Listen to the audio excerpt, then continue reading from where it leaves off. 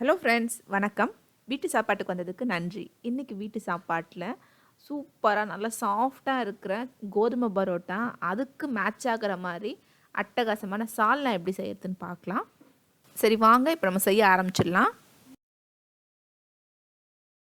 இப்போ நம்ம வீட் பரோட்டாக்கான மாவு இப்போ செய்யலாம். நான் இங்கே 2 கப் கோதுமை மாவு எடுத்துக்கிறேன்.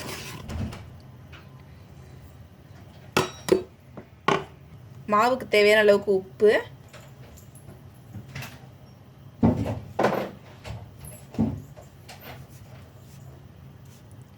ஒரு ஸ்பூன் அளவுக்கு சர்க்கரை, 2 டேபிள் ஸ்பூன் எண்ணெய். சர்க்கரை சேர்க்கும் போது உங்களுக்கு பரோட்டா கலர் நல்லா கிடைக்கும், டேஸ்ட்டும் நல்லா இருக்கும். இப்போ நம்ம போட்டிருந்த எண்ணெய், உப்பு, சர்க்கரை இது எல்லாத்தையும் மாவில் நல்லா மிக்ஸ் பண்ணிக்கலாம். பாருங்க, எல்லாத்தையும் நல்லா கலந்தாச்சு. இப்போ நான் இதில் 1 கப் அளவுக்கு தண்ணி சேர்த்துக்கிறேன். 2 கப் கோதுமை மாவு எடுத்துருந்தேன் இல்லையா, இதில் 1 கப் தண்ணி வந்து கரெக்டாக இருக்கும். இப்போ இது எல்லாத்தையும் சேர்த்து நல்லா பிசைஞ்சிக்கலாம்.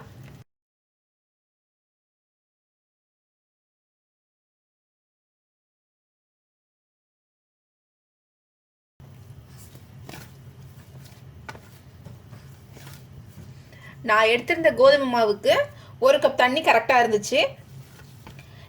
இப்போ நீங்கள் எடுக்கிற கோதுமை மாவை பொறுத்து உங்களுக்கு தண்ணி தேவைப்பட்டால் 1 ஸ்பூனு 2 ஸ்பூனு சேர்த்து நல்லா பிசைஞ்சிக்கலாம்.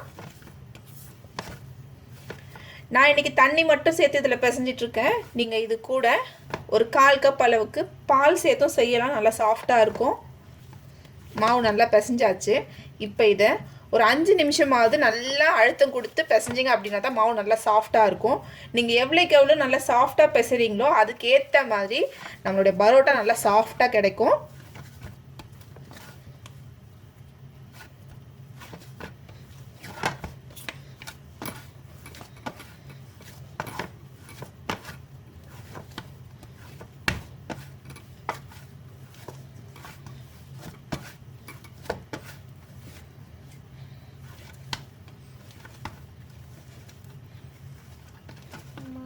உங்களுக்கு கையில் லைட்டாக ஸ்டிக் ஆகிற மாதிரி இருந்துச்சு அப்படின்னா லேசாக கையில் எண்ணெய் தொட்டுட்டு நீங்கள் நல்லா இந்த மாதிரி பிசைஞ்சு எடுத்துக்கோங்க.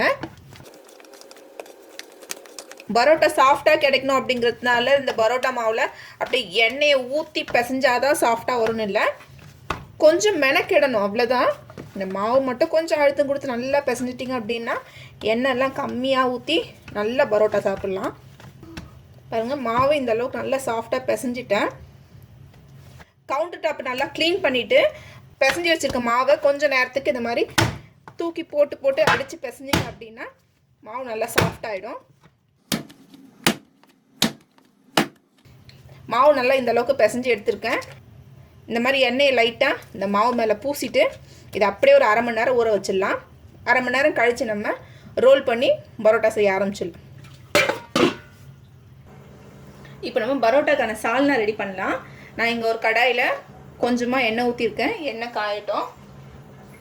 எண்ணெய் காஞ்சதும் இதில் 1/2 ஸ்பூன் சோம்பு, சின்ன துண்டு பட்டை, 2 லவங்கம், பிரிஞ்சி இலை, ஒரு ஏலக்காய் சேர்த்துக்கலாம். ஏலக்காய், 3 பெரிய வெங்காயத்தை நீல வாக்கில் கட் பண்ணியிருக்கேன். இப்போ இதை நம்ம சேர்த்துடலாம்.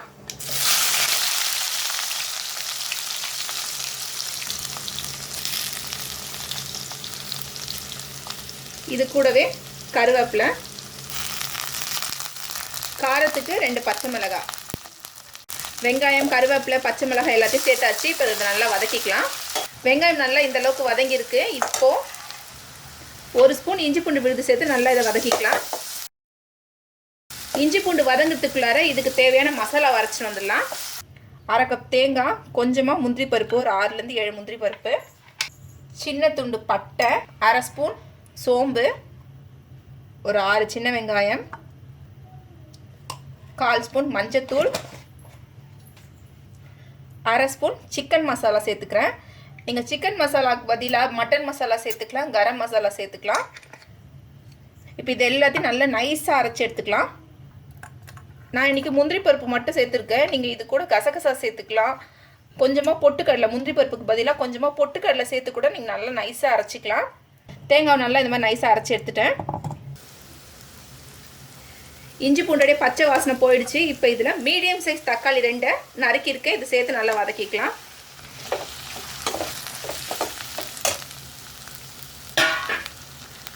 தக்காளி வதங்கிறதுக்கு கொஞ்சமாக இதில் உப்பு சேர்த்துக்கிறேன்.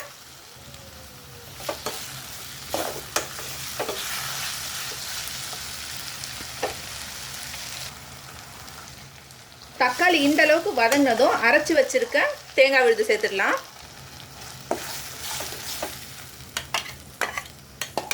தேங்காய் சேர்த்து மீடியம் ஃப்ளேமில் ஒரு நிமிஷம் நல்லா இதை வதக்கிக்கலாம். தேங்காய் சேர்த்து வதக்கும் போது எண்ணெய் பிரிஞ்சிருமா அப்படின்னு டவுட்லாம் வேண்டியதில்லை. நம்ம அரைக்கும் போது முந்திரி பருப்பு சேர்த்துருக்கோம் இல்லையா, அதனால உங்களுக்கு தேங்காய் பிரிஞ்சு வராது.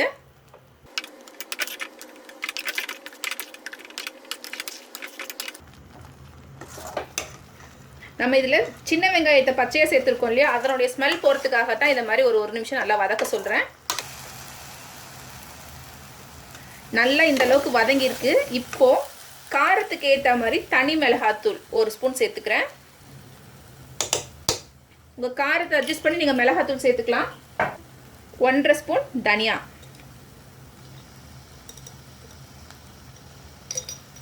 இதையும் சேர்த்து நல்லா வதக்கிக்கலாம். இதனுடைய பச்சை ஸ்மெல் போட்டும்.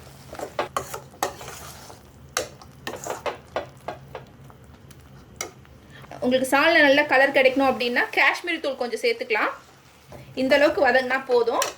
இப்போ உங்களுக்கு எந்த அளவுக்கு தண்ணி வேணுமோ தண்ணி சேர்த்து இது நல்லா கொதிக்க வச்சுக்கலாம். நான் ஒரு 2 டம்ளர் அளவுக்கு தண்ணி சேர்த்துருக்கேன். இப்போ இதில் தேவையான அளவுக்கு உப்பு சேர்த்துக்கலாம். நம்ம ஏற்கனவே வெங்காயம் தக்காளி வதக்கிறதுக்கு மட்டும்தான் உப்பு சேர்த்துருந்தோம். இப்போ கிரேவிக்கு தேவையான அளவுக்கு உப்பு சேர்த்தாச்சு. இப்போ நீங்கள் உப்பு காரம் செக் பண்ணிவிட்டு உங்களுக்கு காரம் பத்தலை அப்படின்னா இந்த ஸ்டேஜில் நீங்கள் மிளகாத்தூள் சேர்த்துக்கலாம்.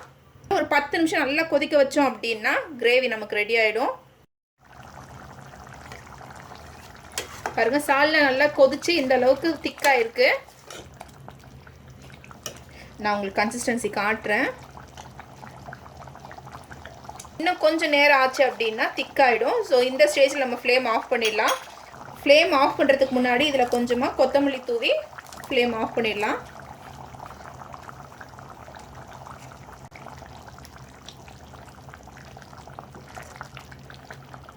நல்ல வாசனையாக இருக்குது. ரொம்ப டேஸ்ட்டாக இருக்கும். ஏறக்குறைய இதே ஸ்டைலில் நான் பிளெயின் குருமா ரெசிபி ஏற்கனவே சேனலில் போட்டிருக்கேன். நீங்கள் அதையும் செக் பண்ணலாம். அது இன்னமும் ஈஸியாக குக்கரில் ஒரே விசில் வச்சு நம்ம வேலையை முடிச்சுடுவோம். இப்போ நம்ம ஃப்ளேம் ஆஃப் பண்ணிடலாம். பரோட்டா சால்னா ரெடி ஆகிடுச்சு. நம்ம பிசைஞ்சு வச்ச மாவு நல்லா ஊறி இருக்குது. பாருங்கள், நல்லா சாஃப்டாக இருக்குது இல்லையா. பரோட்டா தேய்க்க ஆரம்பிச்சிடலாம். தேவையான அளவுக்கு மாவு எடுத்து உருட்டிக்கலாம்.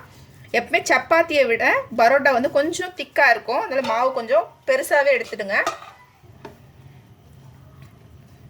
கொஞ்சம் நல்லா பெரிய சைஸ் பால்ஸாக எடுத்து இந்த மாதிரி உருட்டி எடுத்துக்கலாம். இப்போ இதுக்கு மேலே லைட்டாக எண்ணெய் இப்படி தேய்ச்சி வச்சுக்கலாம். மாவு காயாமல் இருக்கிறதுக்கு வேறு ஒன்றும் இல்லை. நான் கவுண்டர் டாப்பை க்ளீன் பண்ணி வச்சுருக்கேன். இப்போ கவுண்டர் டாப்பில் தான் தேய்க்க போகிறேன். இப்போ இதில் லைட்டாக மாவு டஸ்ட் பண்ணிவிட்டு நம்ம உருட்டி வச்சுருக்கிற மாவுலேருந்து ஒரு உருண்டை எடுத்து தேய்க்க ஆரம்பிச்சிடலாம். எவ்வளோக்கு எவ்வளோ மெலிசாக தேய்க்க முடியுதோ அந்த அளவுக்கு நல்லா மெலிசாக ரோல் பண்ணுங்கள். இது மைதா மாவு மாதிரி உங்களுக்கு திரட்டும் போது ரொம்ப ஈஸியாக ஃப்ளெக்சிபிளாக வராது.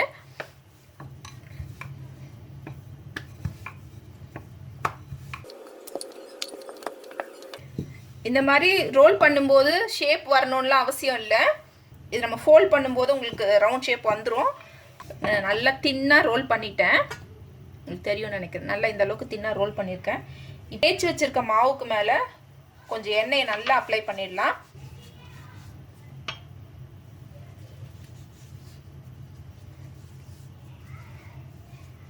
எண்ணெய் ஃபுல்லாக அது மாதிரி போட்டுட்டு இதுக்கு மேலே லேசாக மாவு அப்படி தூவிக்கலாம்.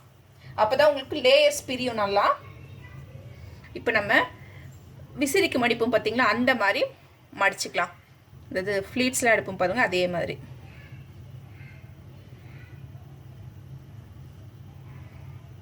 எடுத்து எடுத்து பொறுமையாக மடிங்க. தெரியும். ரெண்டாவது இது மடிச்சிட்டேன்.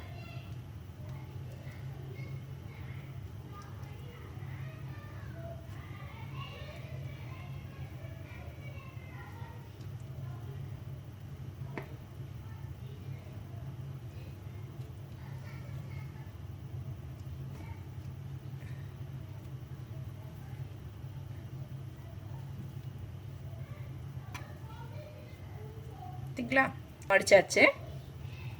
இப்போ லைட்டாக இதை ஸ்ட்ரெச் பண்ணிவிட்டு இந்த எண்டு இருக்கு இல்லையா, இந்த எண்டை வச்சு நம்ம ரோல் பண்ணிடலாம். இந்த விசிறி நம்ம மடித்ததுக்கு அப்புறமா இது ரொம்ப ப்ரெஸ் பண்ணக்கூடாது. ப்ரெஸ் பண்ணிங்க அப்படின்னா உங்களுக்கு லேயர் பிரிஞ்சு வராது.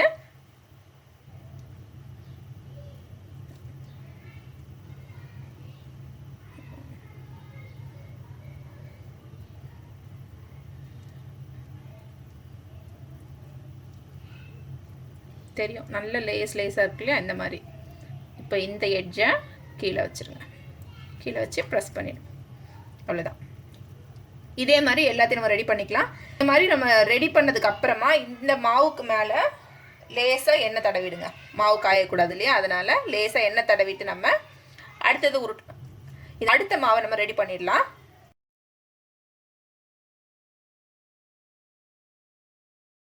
திரும்ப ஒரு டைம் மடித்து காட்டுறேன். இந்த எண்ணெயை இது மேலே நல்லா பூசிடுங்க.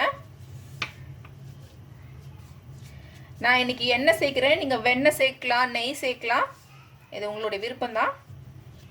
இந்த மாதிரி எண்ணெய் எல்லா பக்கத்துலேயும் நல்லா இது மாதிரி தடவிட்டு இதுக்கு மேலே லேசாக மாவு இப்போ நம்ம விசிறிக்கு மடிக்கிற மாதிரி மடிச்சுக்கலாம். ஃபஸ்ட்டு ஒரு ஃபோல்டு, இப்போ அப்படியே இந்த முன்ன பின்ன மடிப்போம் பார்த்தீங்களா, அதே தான், புரிகிற மாதிரி சொல்கிறேன். இது ஒரு ஃபோல்டா. இப்போ அடுத்தது இப்படி மாற்றி மாற்றி கூட மடிச்சுக்கலாம். மடிக்கும் போது ரொம்ப அழுத்தம் கொடுக்கக்கூடாது. அழுத்தம் கொடுத்தீங்க அப்படின்னா உங்களுக்கு லேயர்ஸ் பிரிஞ்சு வராது. பாருங்கள், இந்த மாதிரி பண்ணதுக்கப்புறமா ஒரு முனையிலேருந்து நம்ம அப்படியே ரோல் பண்ணிட்டு வர வேண்டியது தான்.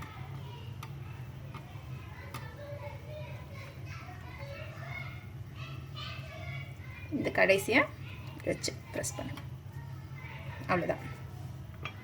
இதுக்கு மேலே கொஞ்சமாக எண்ணெய் தடவிட்டு அப்படியே வச்சிடலாம். இப்போ ரெண்டு வந்து நம்ம விசிறி மடிக்கிற மாதிரி மடித்து காட்டணும் இல்லையா. இப்போ இன்னொரு ஈஸியான மெத்தட் சொல்லி கொடுக்குறேன். எல்லாம் இந்த மாதிரி தின்னாக ரோல் பண்ணியாச்சு. இப்போ இதுக்கு மேலே எப்பவும் போல் எண்ணெய் தடவிடுங்க.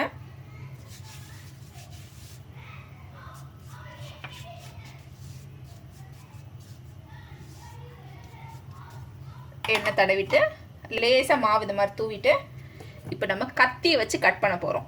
ஒரு கத்தி எடுத்துகிட்டு லைனாக அப்படி குட்டி குட்டி குட்டி குட்டியாக நீங்கள் லைன் போட்டே வாங்க. பார்த்தீங்களா, கத்தி வச்சு நல்லா கிட்ட கிட்ட கிட்ட கிட்ட கட் பண்ணியிருக்கேன் இல்லையா. இப்போது இதை அப்படியே நம்ம ரோல் பண்ணிக்கலாம். உங்களுக்கு இந்த மாதிரி பண்ணும்போது ஈஸியாக இருக்கும். அதே மாதிரி நிறைய லேயர்ஸ் பிரிஞ்சு வரும்.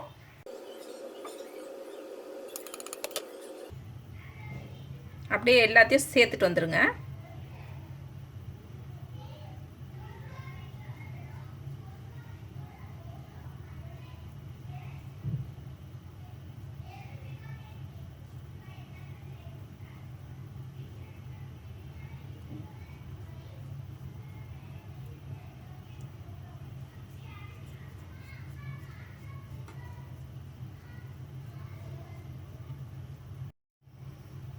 இப்போ நம்ம ஒரு முனையை பிடிச்சிட்டு அப்படியே எல்லாத்தையும் ஒன்று சேர்க்கணும். இப்போ இதுக்கு மேலே லைட்டாக எண்ணெய் தடவிக்குங்க. இதுக்கு மேலே லைட்டாக எண்ணெய் ரொம்ப அழுத்தம் கொடுக்காம லைட்டாக எண்ணெய் தடவிட்டு எப்பவும் போல் கடைசிலேருந்து ரோல் பண்ண வேண்டியது தான்.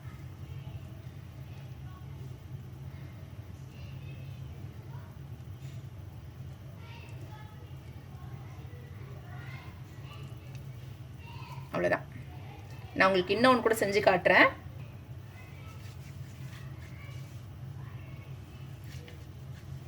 ஃபஸ்ட்டு செஞ்சதில் மேலேருந்தே ஃபுல்லாகவே லைன் போட்டோம். இப்போ அந்த மாதிரி இல்லாமல் மேலேயும் கீழே கொஞ்சமாக விட்டுட்டு நீங்கள் லைன் ட்ரா பண்ணிங்க அப்படின்னா உங்களுக்கு எடுக்கும்போது ஈஸியாக வரும்.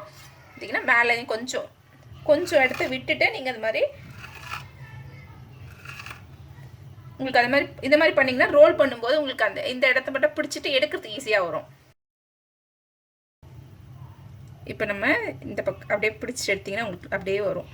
இது இன்னமும் ஈஸியாக இருக்கும். இதை மட்டும் அப்படி பிடிச்சிடுங்க.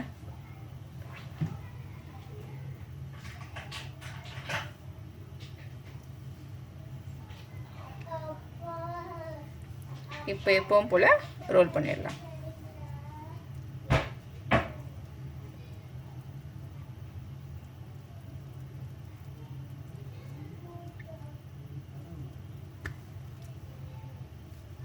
நான் இதே மாதிரி எல்லா மாவே ரெடி பண்ணிடுறேன்.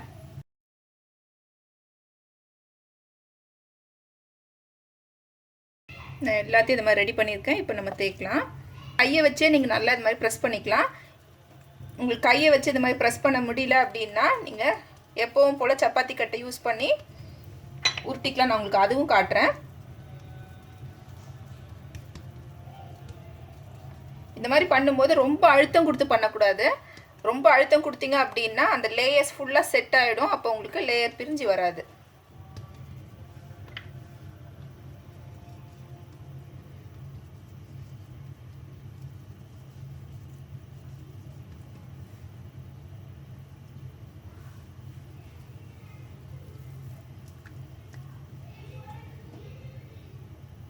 ஓரளவுக்கு திக்காகவே இருக்கட்டும்.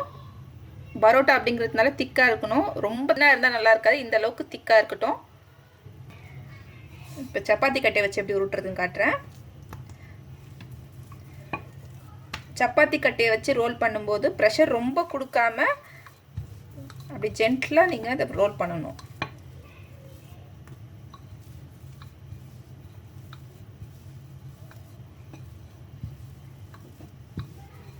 அவ்வளோதான். இப்போவே தெரியும், நல்லா லேயர்ஸ் தெரியுது பார்த்தீங்களா?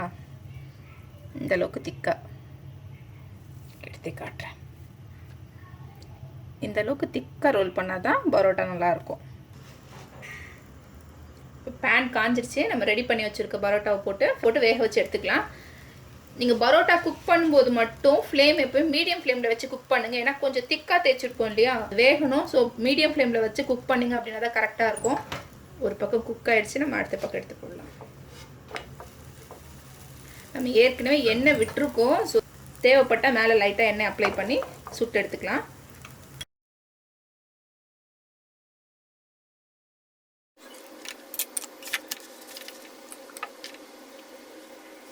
இப்போவே தெரியும் நல்லா அதை பார்த்தா லேயர் தெரியுது பார்த்தீங்களா?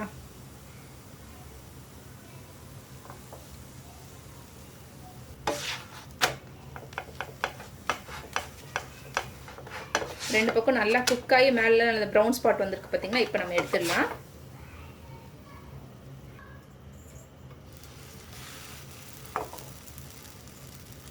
இதே மாதிரி ரெடி பண்ணி வச்சுருக்க எல்லா பரோட்டாவையும் சுட்டு எடுத்துக்கலாம்.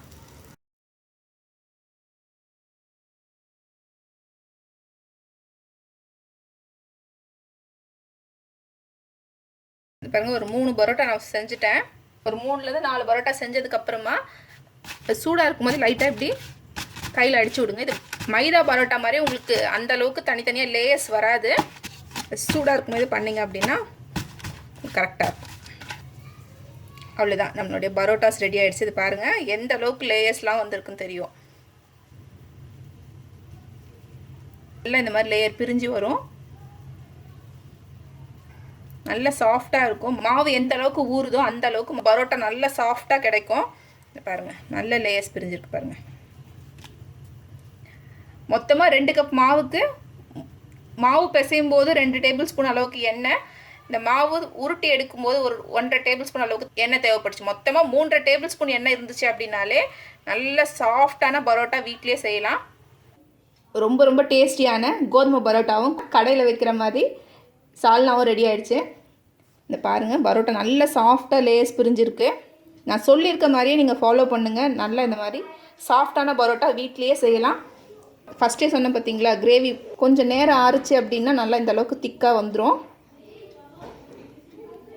பரோட்டாவும் இந்த சால்னாவும் ட்ரை பண்ணி பாருங்கள், ரொம்ப நல்லாயிருக்கும். கண்டிப்பாக எல்லாம் ட்ரை பண்ணி பார்த்துட்டு உங்களோட ஃபீட்பேக்ஸ் அண்ட் கமெண்ட்ஸ் சொல்லுங்கள்.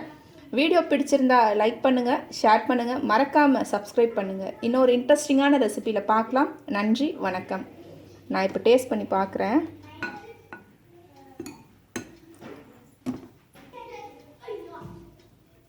நல்ல சாஃப்டாக இருக்குது. டேஸ்ட் பண்ணி பார்க்குறேன்.